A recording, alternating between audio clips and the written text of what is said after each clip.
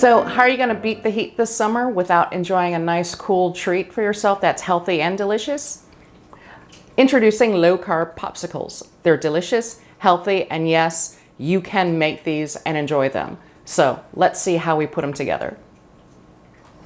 All right, the recipe that I'm making actually, for the most part, comes from this cookbook. I think I've mentioned it before, called the Ketogenic Cookbook by Jimmy Moore and Maria Emmerich. And Maria Emmerich has some wonderful recipes on her website, as well as she has a ton of cookbooks. And she's a nutritionist that actually focuses on ketogenic low carb diet. So she's definitely someone you'd want to check out.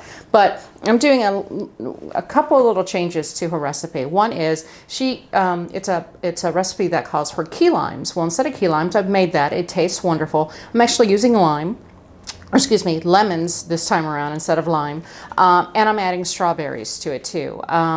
The strawberries were just too good to pass up. They're from a farm, and I just wanted to use them in a popsicle. So what we're actually making is going to be a curd first. So the nice thing about the recipe is you can eat it as a custard almost, or like a pudding, a curd pudding, or you can use it as a shake by adding some almond milk to it, or you can do what I'm doing, which is I'm going to be making popsicles. So this one, it'll be interesting how it comes out, because I haven't made it with the lemon juice or these, and obviously with any fruit in it. So let's get down to it. What are the ingredients? I've got 6 egg yolks. This is going to be really key because you want to thicken it up, and also it adds nice protein and healthy fats to your popsicle. I've got a sugar substitute for people who do low carb diets. I'm using Swerve in this particular recipe. I'm using lemon zest. I'm using lemon juice. I'm using a little bit of sea salt. I'm using organic coconut oil, which is going to make it tasty. And again, I'm adding more healthy fats to it. Strawberries, obviously. I'm going to be adding unsweetened almond milk to this dish. I'm not using any flavored almond milk. I'm using just sort of the original type. No sugar added. That's really important. And then I'm going to add a little bit of lemon extract to it, because you know why? I just want that lemon puckery flavor to it. So with that, I have to do a little bit more zesting and add a little bit more lemon juice to this, but we'll go ahead and get with it. All right, I'm going to use a lemon, and I've already started zesting this one. I'm not going to use the entire lemon, so I'm going to wrap it up and put it in the fridge. Lemons don't go to waste in my house, but basically what I want to do, if you haven't zested a lemon before, you're just going to take the lemon peel off essentially, and I'm just using a grater to go ahead and do it. And you just want to go a little bit, on each, and then just rotate your lemon around so you don't get, again, the pith you don't want, that's too bitter. So I'm just going to do a little bit more.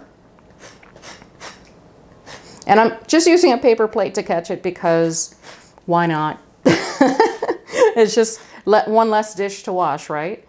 Let me just go ahead and do a little bit more. And as you can see, I got quite a bit there. So I'm just going to go ahead and scoop that in. My fingers are clean. That's always a good thing when you're cooking. And then I'm just going to go ahead and add this little bit to it. All right, got my zest. I'm going to go ahead. I don't need that much lemon juice from this lemon, so I'm just going to cut a little bit of the end off here. You want about a 1/4 cup of lemon juice, essentially. So I'm just going to use a little bit more. I don't need a whole lot with this, so I'm just going to go ahead and squeeze. And that should be more than enough. I'm going to go ahead, wrap up this lemon, and then we're going to start getting everything into the pot. What goes into the pot first is important. You want to combine specific ingredients before you add anything else. So I'm going to get this all cleared up. I'm going to put the pot here until you'll see how I add everything. First of all, let's go over what types of tools you're going to need to make this curd. You're going to use just a regular saucepan that you'll put all the ingredients in. You are going to be heating everything, and the most important thing is, while you're heating it, is stirring it up, is using a whisk or a big spoon if you prefer. You want to have it under a constant stir because you don't want the eggs to cook. That's really, really important. The other thing you need is a really fine mesh strainer. The lemon peel is not going to make it through, or any parts of the egg won't make it through that happen to cook. So it'll get caught up in here. That's a good thing. You're going to strain it into a simple bowl, and that bowl is going to go into, and I have here, so if you can see that, it's just basically a bowl with ice. I'm going to add some cold water to it, and you're basically creating an ice bath that the curd's going to go into, that you're going to cool it down. So that's what you need, just to give you an idea. It seems a lot more complicated. The first time I made it, freaked me out a little bit, but it's actually really easy to do. So with that, I'm going to go ahead and put my ice bowl back in the freezer, and then I'll be back in a jiffy so we can start making the curd. Okay, I'm going to go ahead. I'm going to start adding the sugar on in there. We're going to add the eggs. One busted a little bit, but that's okay. Again, just the egg yolks, that's all you want. We're going to add the lemon juice. We're going to add the zest, the lemon peel. You can use, if you don't have lemon peel, you can get dried lemon peel at the grocery store, so that's not a big deal. I'm going to add just 1 teaspoon of the lemon extract. There we go. And then my sea salt is going to go in. And what I'm going to do is I'm just going to start mixing this up. You want it well combined. So my saucepan's a little bit bigger than I need, but that's okay. My little one went the way of the dodo, so to speak. So with that, I have everything combined. I'm going to go ahead and put this on the stove. I'm going to add the coconut oil next. So let's go and head on over to the stove.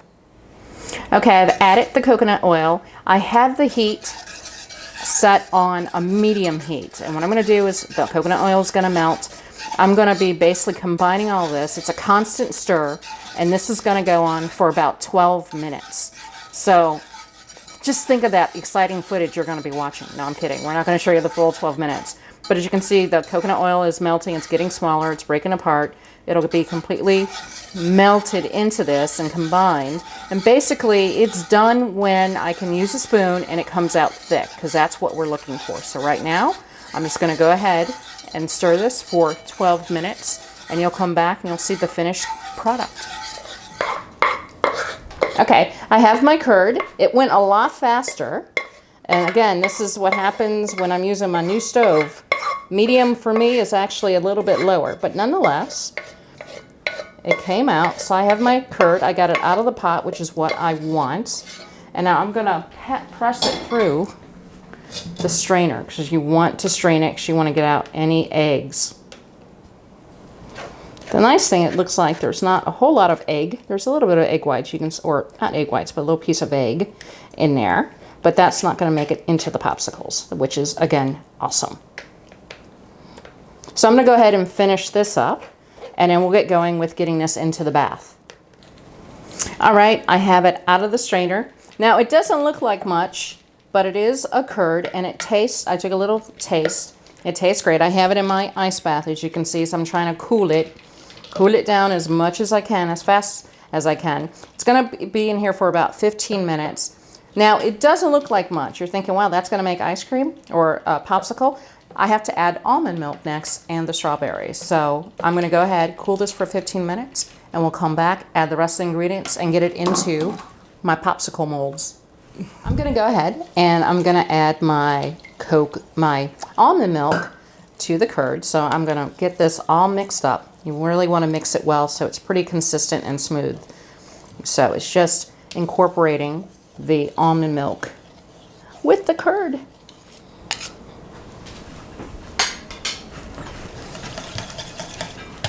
Okay, I switched over to my whisk because that's the best way to mix everything together.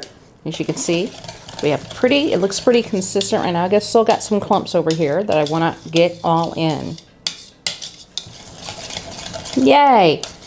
Perfect. So now what I'm going to do is we're going to start, I'm not going to add the strawberries in to the mixture. Instead, I'm going to pull out a spoon and I'm going to add the strawberries into the molds that I have. I have 8 molds. These are little narrow ones. Some of you may have round ones. This serves about 12 people. I only have 8 molds. So this is actually, if you have the long, thin popsicle molds, you can get 12 of those easily out of this mix. I, on the other hand, have these, which hold about 3 ounces of liquid. And this is liquidy enough where the strawberries should move around. They shouldn't all, I'm hoping, I should say, they're all not going to just stay at the top. And if that's the case, I may layer it. We'll see how it goes. It's almost like a science experiment. And that's what makes cooking fun. So I put strawberries at the top. I'm going to put the rest in here and mix it all together. So we'll see how this comes out. Maybe all of them should have been in here, but maybe not, but we'll see. So what I'm going to do right now, and certainly some strawberries are going at the bottom, and we'll just sort of use my spoon and put them in there. I'm just going to go ahead and slowly start filling up the molds.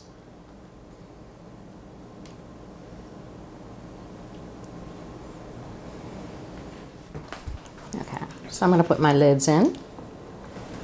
All right, I got the tops on, and if you can see, I ended up taking a knife and mixing the strawberries. You can see they're a little bit faded in here. You can see them mixed instead of all at the tip. They didn't move around as I had hoped. They didn't float around. So I would recommend, rather than stacking these, the curd's a little bit too thick, I would just go ahead and just mix it all in the liquid and then pour it in. That's probably your best bet. So I'm going to go ahead. And one of these are a little bit short, unfortunately. I spilled some, so that's always the cost of excellence, isn't it? Anyway, I'm going to go ahead, put these in the freezer. You're going to let these sit for 4 hours. And then what you do, you're going to have deliciousness after that. It's a great little treat. So 4 hours, we'll check in, see how these are doing. All right, I ended up leaving these overnight in my freezer. Now, when you're taking them out of the mold, you want to make sure you run it under hot water for about a minute or two to loosen it up. Otherwise, you're going to pull out the stick and not the ice cream itself or the popsicle. And there you have it. You can see the strawberries in there. It looks wonderful. I'm going to take a little taste. That's really good.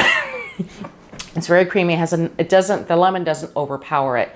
And also I use extra virgin coconut oil. So the coconut oil, you can't really taste it here. Whereas when it was in curd form, you could taste it a little bit more. But it tastes great.